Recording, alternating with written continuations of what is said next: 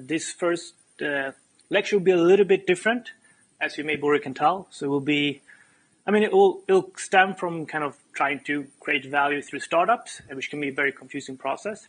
But it's almost a little bit bigger than that. So this first class will be a little bit of philosophizing around the problem of trying to create value in a real world and how you learn about that, right? How you learn how the real world work. And so basically, it's called predicting in an unpredictable world for those who depend on the outcome. Because it turns out that there's so many people that predict things, but they don't rely and depend on the outcome. And it creates a huge problem.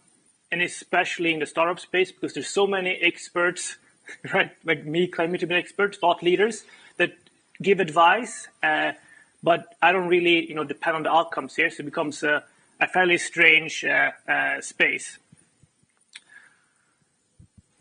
All right. So something that I think becomes just clear and clear to me the older I get and the more things I experience, learn about, is that the world doesn't work the way we think or say it does. And so we're going to talk about if that's the case, why that's the case, if we prove that's the case, and then, how do we learn in a world where things don't work the way that we think and say they do? This is the underlying problem.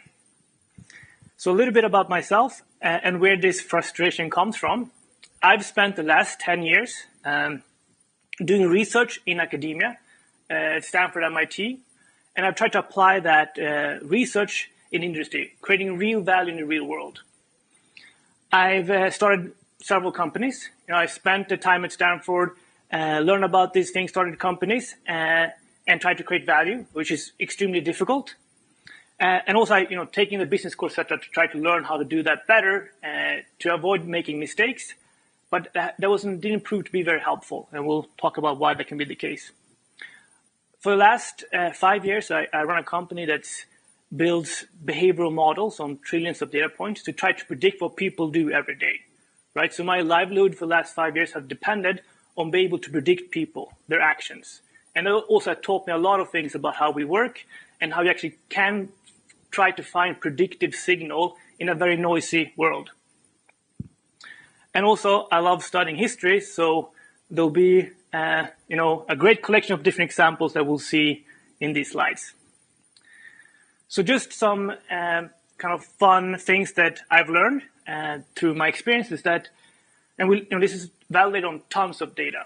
So, for example, if you look at people that are employees at a company, the time that they spend at the restroom correlates more with when they'll quit their job than their own estimations. Right? So that's kind of surprising. Your grocery basket predicts better what you'll vote for than your social media or Instagram posts. What you say you'll spend your money on predicts very poorly how you actually end up spending your money. And there's almost a linear correlation between the price of an item that you buy and how well that predicts your future actions. So these are just kind of theses and interesting observations. So a quick outline of the talk today. We'll talk about, the nature of this disconnect between belief and reality that we'll jump into. And then we'll talk about how can we navigate a world that's so disconnected, and we'll take inspiration from our own kind of more primal nature, but when that works well. We will translate this into business and startups. We'll talk about the difference between knowing something and doing something, and then we'll have a quick outro. So, right, starting a company or running a company is extremely confusing. There's just so much advice, there's so many experts, there's so many investors, so it's almost overwhelming. Like, what do you listen to? And it feels very, very messy. And a lot of times, you are the one that has to take all this advice and implement it. You bear the risk of all of these different predictions, right? If it works or doesn't work, that will be you, because there's so many people that just come out with advice and they don't depend on the outcome, so there's really no skin in the game, right? And this is what makes it so difficult, because you are the one that have to be careful of how you interpret all this advice and actually put it into action. And, the first time that I created my first startup, I was completely slaughtered. And I felt I showed up to battle, having been to Stanford, taken all the courses, done all the work. I showed up to start a company, and I just felt so ill-prepared. Like, my belief and how I thought this would work was just completely off. And running a startup was, I haven't been to war, but it was a complete mess, right? It was like bullets flying, and it was an extremely complicated process, and I just wasn't prepared. And like, how can we avoid this happening for you guys, right? And how can we avoid, showing up and feeling completely prepared, learn something, and not die in the process, basically. So let's just start with the basics, okay? So right now, you're here. So there's, several components to this exchange, right? You are here listening to me, providing some information, right? And then we also have the underlying subject that we're talking about. And these are not the same thing, right? We're talking about how to run a startup, what actions you do to be successful in running a startup. I talk about it. I'm not doing it. I'm not sure. I'm just talking about it, conveying it to you, and then you interpret it.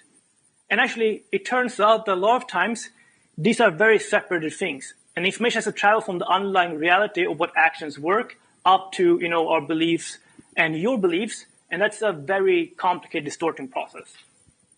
So to simplify this, we can look at it this way, right? So this basically, we'll talk about how this happens, but it's basically, entrepreneurs, they act a certain way, they create success or failure. People interpret that, and it goes into this layer that I now convey to you, and that you guys in turn interpret with your own biases and wishful thinking. And here, for example, we can start a little bit more carefully. So, somebody runs a startup, they do something, and somebody might be there and conveying that information. A second person might write it down to summarize it. A third person might read about it, right? And then the fourth person might put it together into a lecture and tell people about it. And the fifth person is you trying to digest it, right? And it turns out that every time a person is interjected into this process, it becomes more about that person than the underlying reality. And it creates a huge distortion. Right? For example, when I came to Stanford, because I'm Swedish, I came to Stanford and I went to a lecture about Sweden, right? And there was a guy there who, hadn't been to Sweden, but was giving a lecture about Sweden, how it works. And I was like, well, this is not at all my experience actually having grown up in Sweden. And I raised my hand and was like, I don't think that's how it works. And he's like, no, you're wrong. And what I didn't realize, I was also stupid, right? Because what I didn't realize that this lecture wasn't really about Sweden, right? It was about him promoting himself, sounding smart and deep. And I was like, oh, isn't this interesting? Isn't this interesting? Just dropping deep, shallow truths to impress people. So like when I came in and was like, well, where's the connection to reality? He's like, well, it's not supposed to be, right? We're just here trying to advance ourselves and make ourselves feel good in some sense. And it's all social posturing. All right, so I call this layer that is basically after we interpret our actions, etc., in this more real world, it comes into this talk and think layer, right? This is after we interpret, it becomes talk and think, and becomes more about the people that do the talking and thinking than the underlying reality. And it jumps around here a lot, it gets more and more distorted, and then it reaches you, right? And then in turn, you, like everybody else, has their own wishful thinking and biases. You want to feel like you have like a short formula that will work and that you can apply, and that will give you success, right? So we all have our own motivations, but the motivation very rarely for most people is to have a good connection to reality. Because most people will actually not go back to reality and try it out if it works or not. They will just give predictions, but they never try it out. But the thing with startup founders is that you are the ones that get sent to the battle to try it out. And if it's wrong, you will pay the price. And again,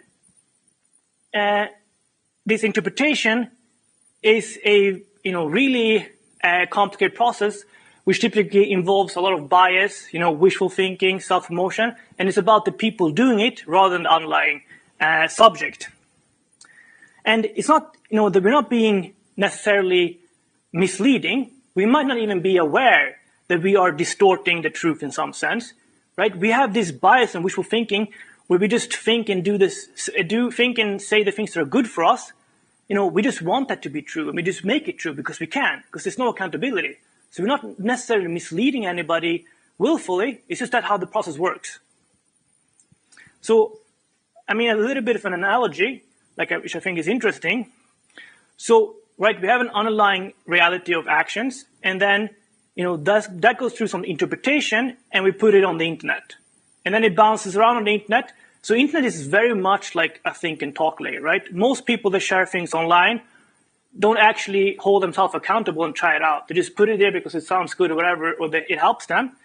So, if we look at these large language models, for example, that we train on this internet, which is basically think and talk, they hallucinate and they by themselves do a lot of wishful thinking. I think a lot of times because their data is just trained on things that are not consistent, it's so wishful, right? Because it's just a think and talk.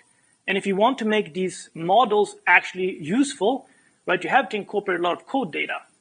And I think code data, like software, right, is one way to bridge the gap a little bit, coming back to the real world, because code either works or doesn't work. It compiles or doesn't compile, right? So it's helpful then to help the LM to actually become more useful in the real world. Okay, so what can we do? Well, this sounds kind of bad. So how do we actually still be able to learn and process and navigate this world? Because clearly we still do to some extent. So let's look one case we actually do this well, because it's in our nature. Dating. All right? Everybody typically has an experience. It's something we've done for a long time. I'm not talking about online dating. I'm talking about traditional dating. And we'll cover basically the concepts here of, talk is cheap, actions don't lie, and it's not over until it's over. Okay, so we have a old school scenario of a man approaching a woman in a bar. The woman wants to try to understand in a predictive way if the man is the type of man that she wants. She feels that, if they have a family and kids together, she's at risk, because if the man disappears, she's by herself having to take care of kids, for example. So she wants to have a very, she's going to have to face the consequences of her actions in some sense. So we have two different scenarios.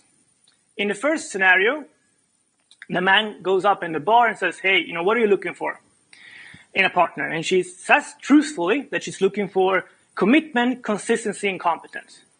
And the man is like, well, I'm all those things. Right, great. And the woman is like, okay, perfect. You are those things that I'm looking for. Let's have a family together. Let's invest in each other. Right? Scenario one. Scenario two. The man goes up at the bar, asks, what are you looking for a partner?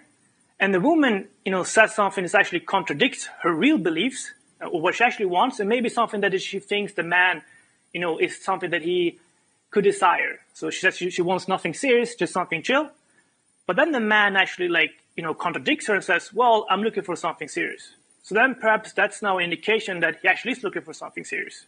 But she doesn't stop there, right? She now observes the man over time, sees if he shows commitment, consistency, if he actually values the family, right, what actions he shows. So, right, clearly, in the scenario two is going to be more predictive of the actual, type of person that this man is. But at no time, right, in scenario two was language important, right? She was not even incentivized to tell the truth, right? Because it's not about the truth in some sense. It's for her to actually understand the underlying quality and predictiveness of this person. And I think a lot of, people when they date and, might feel, if you date women that, for example, they're like, well, why can't you just tell me what she wants, right? Well, what's in it for her? Why should she tell you what she wants? That's not what she wants. She wants to understand who are you in reality, who will you be long term. She wants to understand, the actionable reality, not the think and talk layer. And it just shows that we know instinctively that there's a big difference. And of course, this doesn't only apply to dating. I'm here right now, literally, what's in it for me to tell you the truth?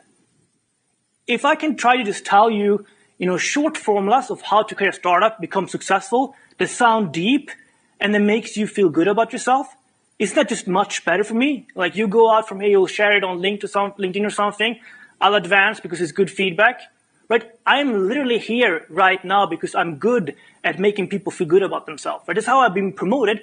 In academia, almost ever do I hold myself accountable, or people hold myself accountable to reality.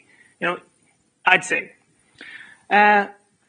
Because hard anecdotal truths that make you feel bad about yourself or discouraged, that doesn't sell as well, right? Like 99% of startups fail, so maybe I should be here saying like you're just gonna fail, it's gonna be so hard. But we don't like that message. So, keep that in mind. And the thing is that when it comes to dating, we actually instinctively know what to do. We might not even be aware of it, what we should do, but we're just going to be inherently skeptical and let actions speak for themselves. But when it comes to the modern, system of like education and startups, we don't have any good instincts for it, right? So, we're just animals, and when we're in an environment that we adapted to, like one-to-one dating, we know how to act because we program the right way, right? Like, we don't have to be conscious about it. We just do the right things. But now, in a modern economy and ecosystem, we're basically animals in a completely new environment that we don't know instinctively how to handle. In fact, our instincts fool ourselves so much. And it's so painful because it's not a natural environment. And therefore, we have to be very, very careful how we interpret things and what we put into actions. Okay. So it's not also that this think and talk layer is something you should look down upon. The majority of the world exists in the think and talk layer because it's about people. So if you want to take this class, for example, wherever you want some information, and you're going to think about where will you apply this? If you want to get good grades, right, that's still in the think and talk layer. You're not going back into the action reality, but you just exist in the think and talk layer. If you want to go to some if you want to make a career, even in, I would say, venture capital, like you're still a lot of times in the think and talk layer. You're not going back and hold yourself accountable in the action layer. And it's good to keep that in mind because you need the right strategy. Because if you, again, think that that the think and talk layer applies and translates to the action layer and you apply just, what you learn, you're going to be completely slaughtered. But also if you think that, you apply things and you think that the talk and think layer is also about what they actually say, and you're naive in that sense, you'll also fail in the think and talk layer. So you have to be very aware of where you actually apply your insights. So when I'm at a lecture in Stanford and they're talking about Sweden, if I'm like, this is about Sweden, so let's raise my hand and say something that I think is true because we actually want to learn about Sweden, I will get hurt because I got hurt, right? But if I know that I'm smart, we're talking about something, but it's not what it's about. So let me raise something that makes the lecturer feel good about themselves, that adds credibility to his talk. He'd be like, very, very good question, right? Come up on stage, whatever, right? And that's literally how it works. So make sure you know where you want to apply your insights and be very aware in what room you're navigating. Again, right? So when we talk about startups and running a company, there's so many people involved, and most of these people are in this think and talk layer. So when you take all these insights we are right now, again, where you take this information and leverage this is so important to understand. But if you're a startup founder, a lot of times you are the one that will be like, okay, this is all think and talk, let me now put it into action. And then you will face the consequences. And the big, thing here is that for a lot of people, that's the end. They learn something, they apply it, and they completely fail, and they can't recover. And they're basically not successful enough to tell the story because nobody listens to them, right? And that's 99 of all the startups, right? They don't live to tell the story. They might have learned from the best of how to run a company. They apply it and they're just gone. And the think and talk layer is basically, unfazed. It doesn't even notice it. They don't care because it's not about how to run a company. It's about running your own, political and social hierarchies. But you are the one that will have to face the consequences. So be extremely careful. Right. Even if you talk to venture capital, right, a lot of times they're not investing their own money directly, right? And they're investing maybe in 50 companies. There's not enough skin in the game as well for them to actually take the brunt of the responsibility. Like you are, as a startup founder, you're literally so exposed to the risk by yourself. And again, like, everything here is very optimized. Everything is optimized in action layer, in the think and talk layer, just optimizing different things because they're accountable to different things. Like right now, I'm accountable to how you perceive my message or how well my LinkedIn post does. I'm not really accountable to how successful you're running a business. So everything here makes sense. It's optimized. It's just different objectives. And again, but still, everything that we talk about is still just interpretation and think and talk until we test it and put it into action. We get the reality check. And if you're a startup founder that has to do this, a lot of times it can be the end of the story. So you want to be able to iterate on this without dying quickly enough to learn and make progress. Okay. Right. So a lot of times when you actually have a deep experience of doing something in the action layer in the real world, and you come into the think and talk layer, and you naively think that it actually is supposed to correspond directly to the underlying subject that we're talking about, you feel like it's madness. Like they're saying things that are actually contradictory to what you should do. So, imagine, for example, that, you have a Shaolin monks or something that has a tradition of being, or myths about, we're learning how to fight, battles and real fights. And over the generations, it becomes, again, less about fighting and more about internal politics and hierarchies, right? And the feedback loop doesn't go through, right? It just exists in abstraction. So if you show up there as somebody just coming from a real fight or something, you'd be like, what's going on? Like, this is actually not useful. You can go to like an MMA practice, do some sparring, and then go to some more formal type of like Kung Fu, for example. You'd be like, well, this is just not useful at all. It's just two different things. But it's just because it's not supposed to apply to, it's not about fighting, right? It's about the people involved. So let me show you this video. And this is, again, like actually just an MMA fighter that was pissed. It's like all these people, they have huge followings. They have these myths about like they're good at fighting. They spend their lives perfecting how to fight. Like, but he just was pissed because he didn't understand it. Like, no, that's not the case. It's just what they say, not what they actually doing. But apparently, this master himself, fooled himself as well. He thought he's been learned and teaching himself how to fight. And now he's like, yeah, I'll go down into the action layer, actually try to show that this is the case. And like, it's not. All right. Thank you for that. Okay. Right. So the gentleman on the right-hand side, like, has a huge following, right? Very respected. Has thought that he spent his whole life learning how to fight. Right. And this is basically a lot of startup founders. I promise you. I've been there. And you're like, yeah, I've read all the books.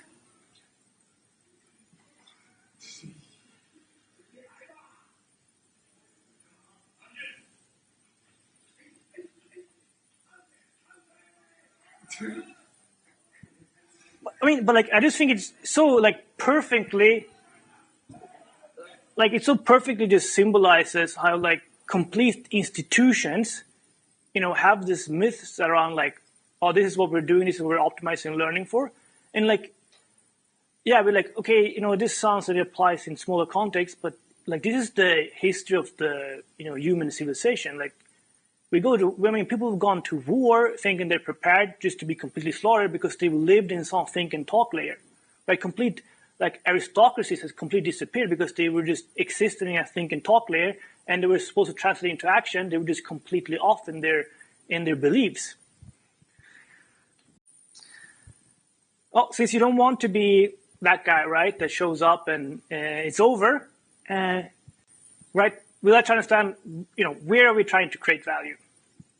And to give you a sense a little bit of, and of course these are not, black and white, like give you a little bit of sense of these different layers, think and talk and actions. So think and talk, again, is more about if you want to be a thought leader, you want to go to conferences, it's politics, social media, I would say even a lot of venture capital. Actions is more selling products, building products, advancing tech. War and sports that have more clear outcomes, like dating that we talked about. The action space is more about, necessity, things that we need to have and do, while the think and talk is more about luxury, right? That's how you can identify it more. Think and talk is more about partnerships, right? Trials. That's the talk about from the think and talk. Actions is hard cash, right? Think and talk is more local and subjective, while the action space is more global and measurable, right? And these are all valid spaces to be in, but this is how you can understand what space you want to be in.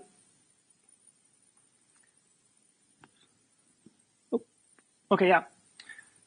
So as we try to understand these layers and how we can learn if we actually want to apply things in the action layer, start a company, we have to think about what actions are actually genuine, right? What are real investments, and how can we find skin in the game? So if you look at starting companies, right, again, on the extreme left-hand side, we have this sounds like a good idea. There's no skin in the game, there's nothing here, and there's no correlation about what we say, this is a good idea, and the underlying reality if this company will work, right? That's what we're saying. There's no connection, it's in the think and talk layer, right? Doesn't mean anything. You get some investments, right? Now there's a little bit more skin in the game, it starts to mean a little bit more, right? But still, we talk more about it, more on the left-hand side than you actually think. Okay, now you think about actual customers you want to create value for in long term and make money on. If they start taking actions and spend time to learn about your products, okay, now we even more in the action layers actually is predictive about the future. You can learn and actually get a signal from. You start getting money from customers paying you, not expecting to get back that money, but value that you're creating, even stronger signal. And you get even more money, even stronger signal. And again, right, I think you can look at this in the same way as think and talk is noisy. Actions is predictable. And what I mean by noise is that the think and talk, what we say about the underlying reality, has very little correlation to the underlying reality. So the information is extremely noisy because it's not about the underlying reality, it's about the people, right? So I spent last 5 years looking at trillions of data points, especially around consumption and retail, right? And this is literally like fascinating. There's almost zero correlation between what we say we want and will do and what we end up doing. That information is actually useless. We almost throw it away if we ask customers what they want, right? If I look at what they, and they might not even be aware of it, but just apply wishful thinking. They want to maybe be the person. Like, it's helpful to think and say that way, but that's not what they end up doing. But if you look in what they click on, what they search, and how they spend their time, that's now becoming more predictive of the future and how they actually will act. And then if you look at how they spend their money, so actually what this, that's an investment only, there's skin in the game, and that becomes even more predictive and useful. Okay, so, throughout our evolutionary history, we had to face this, right? We instinctively understand the difference between think and talk layer and action layer to understand how we arrange ourselves and how we learn about the world and how we coordinate with other people. Like, talk has always been cheap. I can say anything, right? There's no investment. So it's never actually meant much about underlying reality. But then we look at how we spend our time, what alliances we form, what favors we do. Now they become more of a signal, right? We have to be more careful. And then maybe at the extreme, we look at mating, where suddenly there's a lot of risk and a lifetime commitment. And then we have to be extremely careful, right, to find a real signal. And that's very, very, predictive information. And if we look at the modern economy, we still have the talk is extremely cheap. It doesn't cost me anything to say something, usually. Still, how we spend our time, alliances to form and stuff is still more predictive and in the action layer, right? But then we also have money, which is an abstraction that we introduced that didn't exist before, that is a way for us to communicate value. And, I put these concepts pretty close to each other. And that might feel a little bit distasteful, right? Money sometimes for a lot of people, when they want to run a company as well, they don't want to ask for money. It sounds dirty. It sounds like transactional, right? But also, right, we can say the same thing about mating, right? It can feel dirty and stuff, but it's also an expression of love, right? And money is also an expression of love. Like, people work so hard, they sacrifice things, they spend their time and their lives earning their money, and how they spend this is a very beautiful thing, and it should tell you something very emotional. That's why it's such a good thing to use as a signal, because it actually means something for people. So, like, a big chunk of what we're leading into here is that if you run a company in a space that's so, in the world is so chaotic, where there's so much think and talk, money is basically a savior that you can follow to try to navigate this space. Because it's just the most clear signal anybody in the world can give you right now in a modern economy, that you're actually doing the right things, you're taking the right steps, and you're creating value in an actionable, real world. It doesn't matter what they say, the money speaks for itself. And I think also this, if we have as well a more emotional connection to money, we can also understand a little bit more when it's being misused. A lot of times we say, oh, it's just money. But like, it's not just money, right? It again is people's time and sacrifices. We should take that more seriously.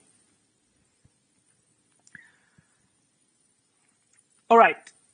So it's been, working up to this quite, for several slides here, but money is so important when you start a company. And like, it sounds almost a little bit trivial, but so few business courses or startup experts talk about money. It's not cool. It's not sexy. It's just about getting venture capital, do this for free, trial and then just get somewhere else, etc. But money is really the key signal you should be using. And I think there's just so much wisdom you can get from following the money. And if you do that, it'll basically help to build a business for you. And I get so surprised by how money changes things, and can be very, very almost counterintuitive. People say a lot of times, like, well, if you do it for free, you'll move faster. You get more clients, they'll want to work with you, they'll prioritize you because you're doing it for free, you're giving it away, right? Like, makes sense in the think and talk layer. Then I should try it out, and it's the opposite, right? When you ask for money, then they actually start prioritizing you. And they actually end up moving faster, and you get good feedback because they want to have something back with what they actually gave you. So it's actually the opposite. I find all the time that I move so much faster when I make my customers pay than if I do it for free. And when I think about things now, I have this, if I can't sell it, I won't build it, and I won't do it. Because over and over again, if I do something without having sold it, I'll never sell it. It's just my wishful thinking, just a think and talk layer, and it'll never happen. And I think I did it this time in this startup, that's been the most successful one. And I see a lot of people otherwise, as well from my background that's tried to build companies, venture-backed companies, they force themselves to wait to get venture capital until after they have money coming in from customers, because they want to force themselves to create value, real value. They don't want to spend 5 years on venture capital. Just understand that when they actually try to sell it after 5 years, nobody wants to pay for it. And they could have learned that much faster and spent the time much more wisely if they've introduced money earlier. Okay, so just quickly about the pitfalls that can happen. Again, that's very dangerous if you don't ask and care about money. So the main thing, again, is that you listen to what people say instead of what they pay for. And so many times, I think I do a service to a customers if I'm like, oh, I'll do that for free, you can pay me later. But, it should be a win-win. And I don't get the feedback because they don't even know what they want themselves, but their money will force them to have the emotional reaction if this is important or not. So I do something for free, it takes 6 months, and I deliver it, and I'm like, actually, that's not what I wanted. And I'm like, that's exactly what you wanted. You told me, you had the specifications. They're like, no, we're trying this now. This is not actually affecting our bottom line. This is not, if you're going to pay for it, you want this. Like, they don't want, but it's even better for both when you ask for money. You deliver more value, for both the customer and as a company, you also do it. It's really a win-win. And again, it's not over until it's over. We don't fully understand things. You just don't run a company, you introduce some money, now like, oh, I get it. I now know what the pitfalls are and the traps, and I'll just do something for free. I'll be smart because I'll take some more risk. I'll do it for free because I know I'm going to get paid now because I'm very smart. I've done it multiple times. Like, I've been there. Like, oh, I done anything right. I'm like, oh, I'm going to do this product for free because they have so much money. It's going to be great afterwards. Like, money also forces you not to do those wishful thinkings. Like it's not over until the money has changed hands. And like every time, it happens to me still. Every time I'm like, I'll ignore the money. I get screwed over. Like, it's ridiculous.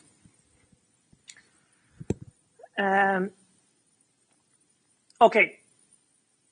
So this just leads on a little bit on this knowing versus doing, right? That we have to treat ourselves as animals and kids that are not extremely smart. Like, actually knowing the truth and how things work is very different from implementing and doing it, right?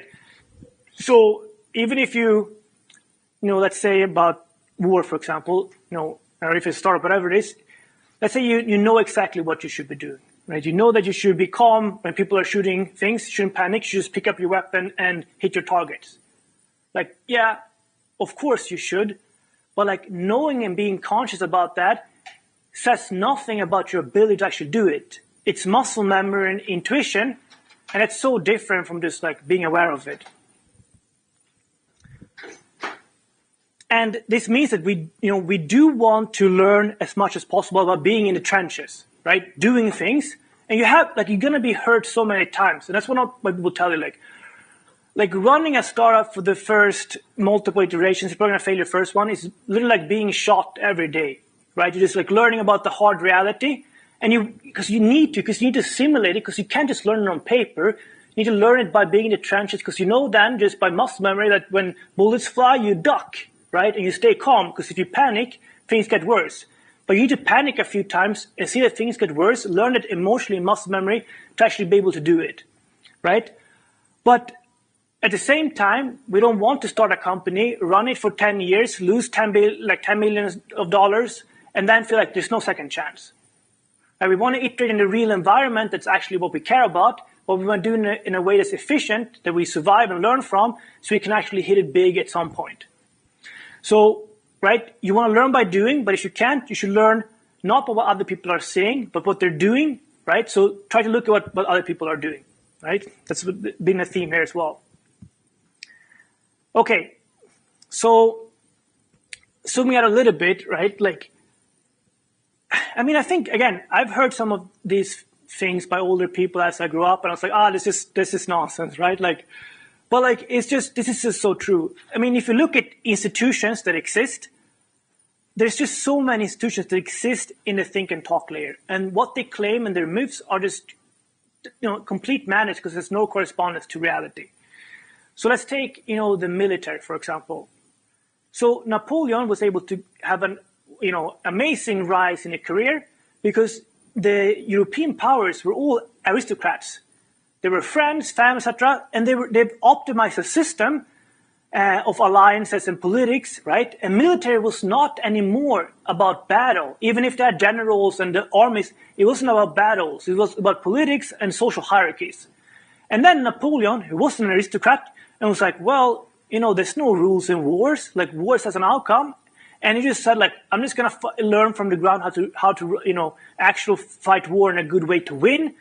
And he just completely demolished the competition because he forced the competitions to go into the actionable space where Napoleon knew how things worked. So he forced these, to face their myths, like the Shaolin monk fighter. And it's like, okay, on this ground, I can beat you, right? Napoleon became extremely successful. It became political, and it almost he fell for his own success. That he became disconnected, stopped fighting, became a politician. Thought he still had it, went into Russia, failed, right? So this is like the whole cycle. And similarly, right, Caesar was famously saying that, like, well, the Senate, these are just all think and talk people. I won multiple battles. I know what I was doing. Like, you can do all the talking that you want. I don't care. I have the armies. Like, I'm the real doer, right? But also, again, he didn't realize that he was actually dealing with a very important think and talk layer that he was now, as a senator, involved in, as emperor involved in, and he got stabbed. in the back, literally like multiple times. So like, again, you have to understand where you actually are trying to create value and where you navigate.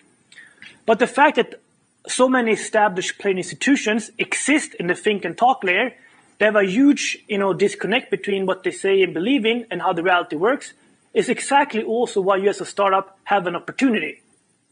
Because you come in and say like, well, this sounds mad. Like, why are people not doing it this way, right? Why are they saying one story and the world works a different way because you have the real experience? This is also where the opportunity comes for you to exploit that, like Napoleon did, right? Okay, so to summarize, there is a great disconnect between what people think and talk about and the underlying reality that we talk about. And what creates that big disconnect is us people. And every time there's a person involved communicating something, interpreting something, it's so much more about that person than the underlying subject. And we need to be aware that there is a huge divide. And that's also because so few people are actually accountable to their own, thinking, what they talk about, or their own predictions. That's why, because optimizing other things. But as a founder, you will have to a lot of times take this all in. If you want to go in and build a company and actually make money and sell products, you're going to have to take this advice and think and talk, put it into real actions and face the consequences. So you need to be very careful. In that process, money, in my experience, is the very best signal that you can follow to actually make sense and get a robust signal in all of this chaotic noise. And lastly, right, never overestimate your logical abilities. Right? You never really just fully understand something. That's the think and talk layer. We just like, here's the formula. Now I get it. Like, no, you'll never get it. You just get more muscle memory, right? So even if you don't get it, you can still do the right things, right? It's about what you do and what actions you have, not what you think and say. So make sure you have the safeguards, right? Don't stop following the money, because then you'll be like Napoleon and you end up losing a battle eventually. Okay. Thank you so much.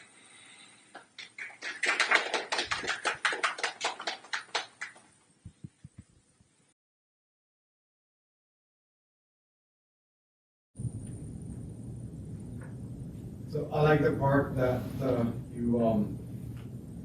you're actually putting an extra layer about primary market research, in the sense that you're out there, you're in discovery mode, you're talking to your clients, you're actually trying to discover their pain points, and if you can provide a solution to their pain points. And that's what's being taught here a lot. But the distinction about doing a pilot for free, doing a paid pilot, or actually getting clients to pay for it, I think that creates maybe more speed in what you need to do to build something that is great value for clients, because you will have that scenario where people will say, okay, to a pilot because then paid. You will say, okay, because you're getting data that's going to help you iterate, but maybe you're going in the wrong direction. But I do think it's a balance, right? Because you want to start somewhere at some point. No, I mean, of course, everything is a balance, right? Nothing's black and white. This is a simplification. But I do think this is if it is the spectrum, I'm just trying to push people so much more towards the money, because in this context, right, like we lost the connection. I mean, I would say in that case, right, like why even do a trial if you cannot sit down with this person that you think, company that you think has these pain points? Like if you cannot actually convince them to pay up for your trial to help them solve this, I just don't think they have the problem. Like you're gonna convince them that they do, but they don't, and that's more the rule than the exception. And I just see that's the story of like entrepreneurs. They're just like, yeah, I'll do it for free, I'll iterate, and then they just, then they'll realize like I could understood at the very start that this is not a good idea because they were not willing to pay for it. But if I iterate at that point before and change what I was selling until they were willing to pay for it, then I would be spending my time much, much more wisely. I mean, yeah, does that make sense? And like this, like, and of course, like beggars can't be choosers, but like this, I mean, how many people here have run a startup? mean, you run on basically, but yeah, okay. So, I mean, yeah, I would do everything for free when I started a company. Like, I just thought that's how you build a company. Coming from Stanford, I was like, who cares about money? Like, $100,000 is not cool. $1 million is not cool. $1 billion is cool, right? That's how I was thinking and taught to think. And like now, I wouldn't do anything for free because there's just no like, well, because you're just being nice to me as well. I'm like, let's do this trial, and they're like, okay, yeah, let's do a trial because it's for free. They're just trying to be nice. I'm trying to be nice, and we're just being nice in the think and talk layer because it's not about the underlying problem. It's about us being nice to each other, and there's no connection to the reality. It's only when I say like, okay, pay for it. They're like, well, if I'm paying for it, then I don't want this and this, and I only want that. I'm like, now we're talking, right? Now it means something because your money speaks for you. That's good. Yeah. So I appreciate that you bring that the people is something we should pay more attention to. So I'm thinking that because you had a lot of experience in West Coast, in Silicon Valley, and we are now living in a very polarized time.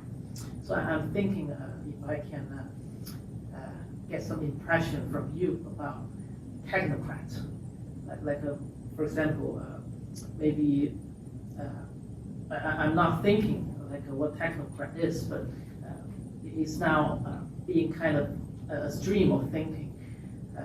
They think that there is only one truth,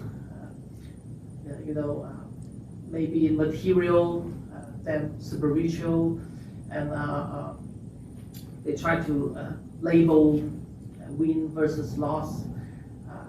So which today make a big impression on me, and I'm thinking like because we are at MIT, right? MIT studies things versus something you brought up. Maybe we should study more about study people.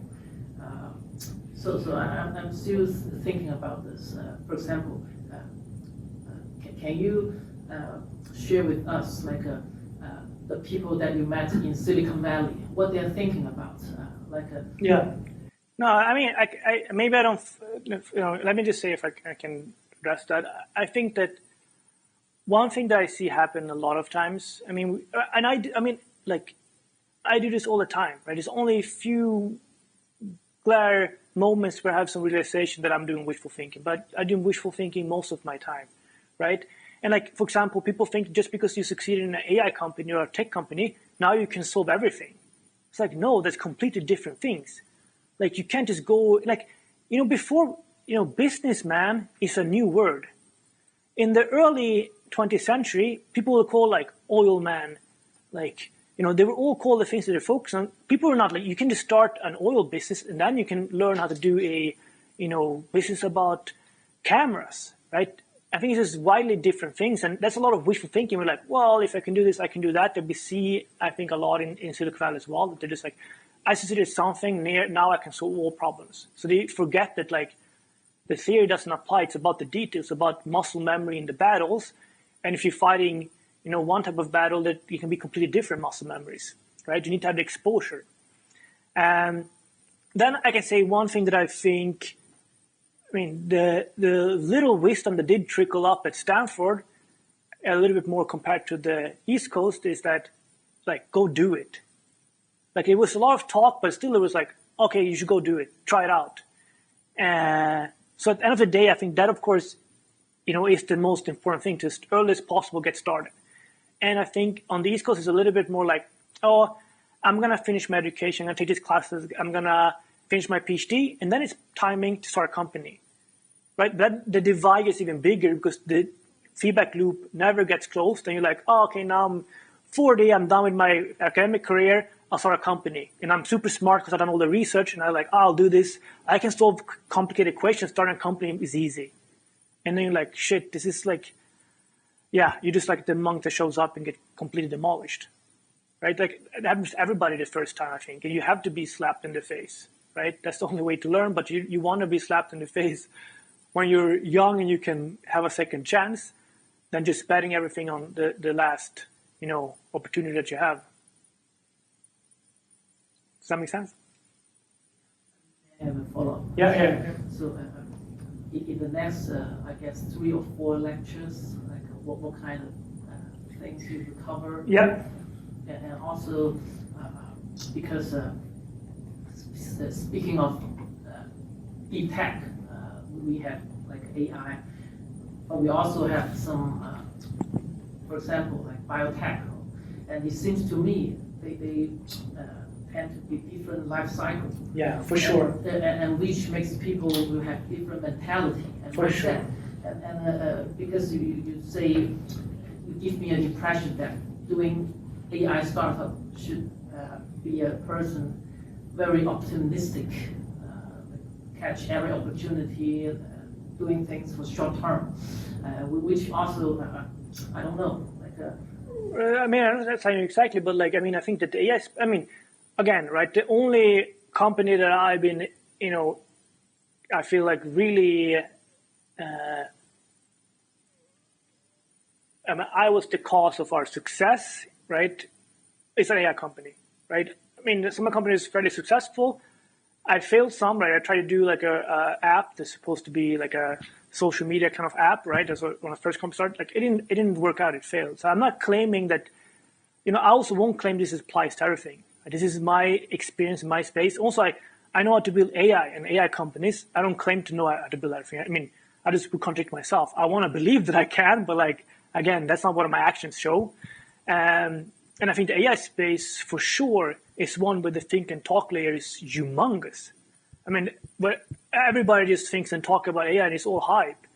Like you need to keep your head cool and like try to find a signal because otherwise you're screwed. And every day there's a new hype and trend, right? Like I think this is like AI. Think is about the tech, but AI is the most talk and think area that we have right now, and everybody's jumping on it.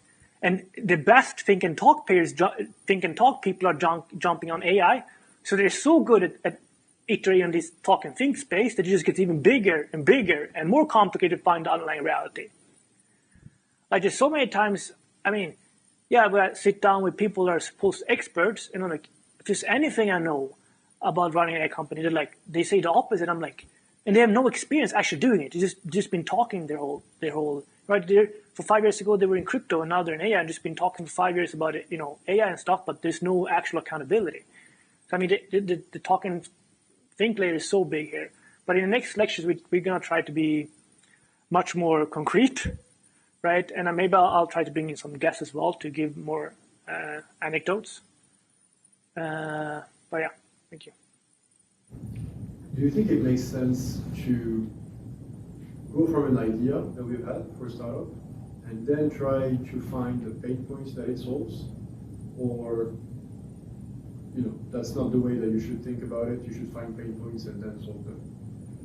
Like, this is what I do. I mean, when you're a company, you're basically starting. I mean, it's just starting small companies over and over again, right? Just go sell it. Like, who do you think is your customer? Try to go sell it. You will fail, but you get some feedback because they won't buy it. You go to the next one, try to sell it. You update your pitch, and then you just keep doing that. And like, yeah, and it becomes so much less stressful when you have a signal you can follow. Like, the most stressed people that I know are venture-backed companies without real revenue because they're just running in the dark. They don't know what to do. There's no signal. And it's so stressful because there's so much expectations, but you know nothing to follow. You're just in the pitch black. But it's so funny, right? Sometimes like the most value I created, the most successful startups I had is the ones where I asked for the most money and started selling immediately. And it felt almost strange that I was asking for so much money to do something. But like, that means they value it, right? That's a beautiful connection where we both say like, this is bringing value. And I was using my time effectively, but it just, coming from Stanford, it was so strange and corrupt to ask about money up front. It's like, okay, I don't have this yet. I'm going to build it for this much money. But like, it's so strange that it felt bad, right? Like, this is the best thing I've ever done. And like, they got a lot of value from it, and it's like a beautiful, win-win situation. Do you think that extends to the B2C space? So I mean, I think the great question. I think the B2C space and like creating viral apps and stuff like Facebook and stuff like that, I don't know. I don't know. I think maybe less so. I didn't succeed when I tried to build one. I think it's extremely difficult to build like a viral app. But I think there's a lot of the companies, people like, they say they don't apply to this. Like people love to be like, oh, I read some case study. Like Facebook, they didn't charge money because they're like, hey, wait, see what works out. Like, yeah, these are rare cases where like there are tons of users and like maybe people were not open to pay on the credit cards that early, but like maybe we would have had a better Facebook if they actually charge people, right? All the ads and shit that we have. I don't know, but yeah, there are maybe edge cases like Facebook that are extremely rare. Like you want to build Facebook. Like this is not going to happen to you. This is not the case. You might build $1 billion company, but it's not going to be Facebook with like, far out in that sense. This is extremely rare. I don't think that's how you start running a company. So it's like, and then another specific people also have this like Palantir or something. It's not B2B, but like this happens, right? And it's like, oh, they didn't, we're not profitable for a long time, etc. But it's also like Peter Thiel or somebody that already has a company established to take a business from that, they take a problem or a part of that business and they pull it out and create a startup around it. They already have the customers, right, etc., and they put their own money in. Like, yeah, that's already validated, right? It's not a startup. It's like that's like having something extremely validated by money to just pull out and build a company around. And I see this happen a lot of times, actually. I mean, established players say like this is a real problem. They want to not doing the company they have. They start a new company. They bring in some founders to give less equity because they're already giving you customers and everything on a platter, and they know this is going to work out. Yeah, I mean, it's like I think these are not really, startups in this sense.